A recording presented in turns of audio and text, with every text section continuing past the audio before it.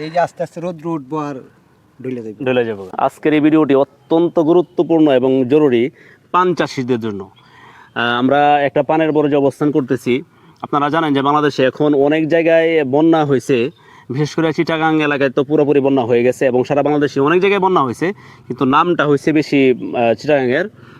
এই মুহূর্তে অনেকেরই পানের বরজে পানি ছিল, পানির মধ্যে পানের বরজ ডুবে গেছে, অথবা 2-3 হাত এরকম পানি ছিল মাটির মধ্যে।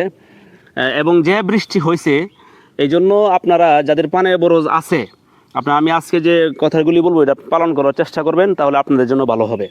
আমি একজন কৃষকে, আমার এখানে পান চাষি আছে একজন, আমি ওনার সাথে একটু কথা বলি। আসসালামু আলাইকুম। ওয়ালাইকুম সালাম। ভালো আছেন? আচ্ছা, আপনার এখানে কয় আনা বর? আমার এনে আছে 9 আনা। 9 আনা, তার মানে 900 গাছের বর। হ্যাঁ, 900 গাছের বর। এই আপনার এই বরজে কি পানি জমছিল এরকম? পানি এমনি জমে নাই, কিন্তু অতিরিক্ত বৃষ্টির কারণে ক্ষতি হয় আর কি। হ্যাঁ হ্যাঁ হ্যাঁ, এই যে অতিরিক্ত বৃষ্টি এখানে যে এখানে যে লতারা পচা পড়ে রয়েছে, ঠিক আছে? তো এখন গুরুত্বপূর্ণ বিষয়টি হচ্ছে যে যাদের পানে বড় যে পানি ঢুকছে অথবা ঢুকে নাই, সবার জন্যই আজকের নির্দেশনা যে আপনারা এখন ইমার্জেন্সিভাবে পানের বড় যে নিচে ছত্রাকনাশক দিবেন।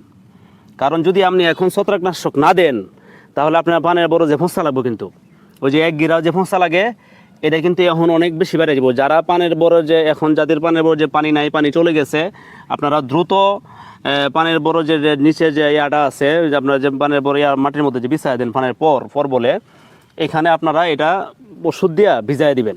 এই যে আস্তে আস্তে রোদ উঠবো আর ঢলে যাবো। আছে, আমার এনে আছে, এই বাইট করছি, আরো আছে, এই যে এই দিক দিয়ে আছে এইটা পানের বড় থাকেই। তা আশা করি সকলে বুঝতে পারছেন, যাদের পানের বরজ আছে জরুরি ভিত্তিতে আপনারা পানের বরজে ছত্রাকনাশক দেন, কারণ না হলে আপনাদের 1 গিরা যে পস্তারা এটা কিন্তু বেড়ে যাবে। আশা করি সকলে বুঝতে পারছেন। ভিডিওটি শেয়ার করে দিয়েন। সবাইকে ধন্যবাদ। আসসালামু আলাইকুম।